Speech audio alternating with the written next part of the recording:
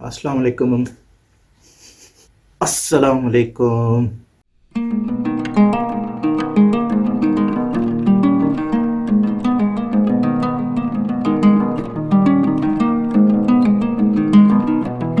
अस्सलाम वालेकुम everyone, welcome back to another video.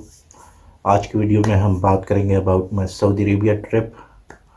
और सफ़र का आगाज़ होता है 5 सितंबर से, जब भाई इस्लामाबाद इंटरनेशनल एयरपोर्ट से रवाना हुआ जद्दा के लिए। अब जद्दा का एयरपोर्ट कम और भूल भुलैया ज़्यादा है, लेकिन जहाँ पे इतने सारे पैसेंजर्स चलते हुए जा रहे थे, मैं भी उनके पीछे पीछे चलता जा रहा था। और करते कराते हम लोग पहुँचे इस ट्रेन पे, जो कि हमें दूसरे टर्मिनल पे ले गई, जहाँ से मैंने फ़्लाइट कैच करनी थी रियाद के लिए।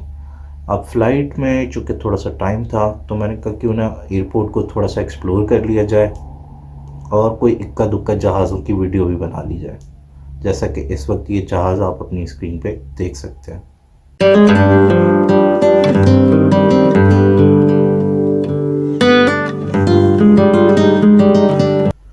अब सऊदीया जाके मुझ जैसे पाकिस्तानियों को, जिनको अरबिक नहीं आती, लैंग्वेज का इशू ज़रूर फेस करना पड़ता है। जैसा कि एक इंसिडेंट मेरे साथ पेश आया था इमिग्रेशन काउंटर पे। अब काउंटर वाले भाई साहब को इंग्लिश उतनी ही आती थी जितनी कि मुझे अरबिक आती थी। अब मैंने उसको अपना पासपोर्ट दिया और उसने मुझे फिंगरप्रिंट्स स्कैनर पे हाथ रखने को बोला, और मैंने अपना हाथ उठा के स्कैनर पे बिल्कुल ऐसे कवर कर दिया ताकि ग्लास का एक हिस्सा भी ना बचे बाकी। जिस पे उसने मुझे कहा no no back hand.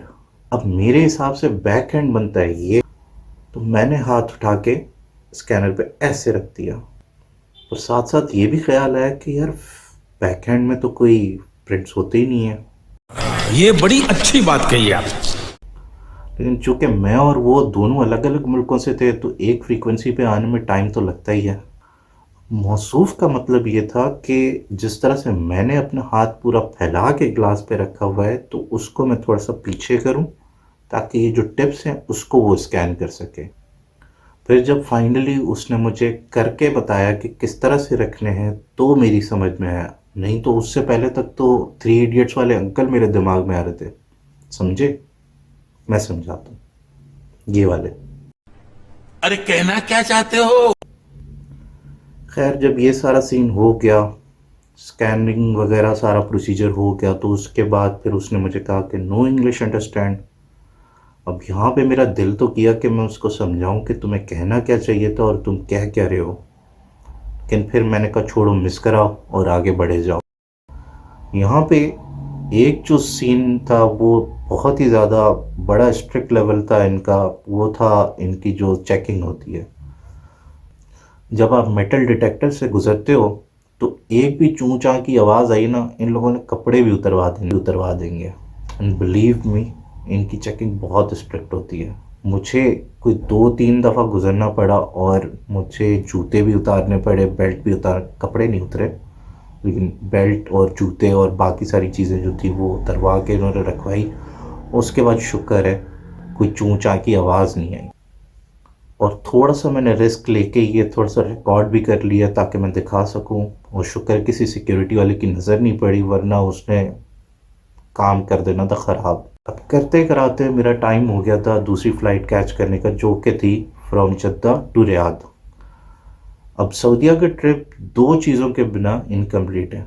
Number 1, visit to the holy places, Mecca और मदीना, जहाँ पे जाके बंदा रिफ़्रेश हो जाता है। जो सुकून आपको वहाँ पे मिलेगा दुनिया में कहीं और नहीं मिल सकता। सेकेंडली, ये क्यूट सी मुर्गी जिसको हम अलबेक कहते हैं। अब अलबेक एक ज़माने से चलता हुआ आ रहा है, लेकिन आज भी उसकी पॉपुलैरिटी में कोई कमी नहीं आई। आज भी अगर आप लेने जाओ तो लंबी लाइनें लगी हुई थी लोगों की अलबेक लेने के लिए।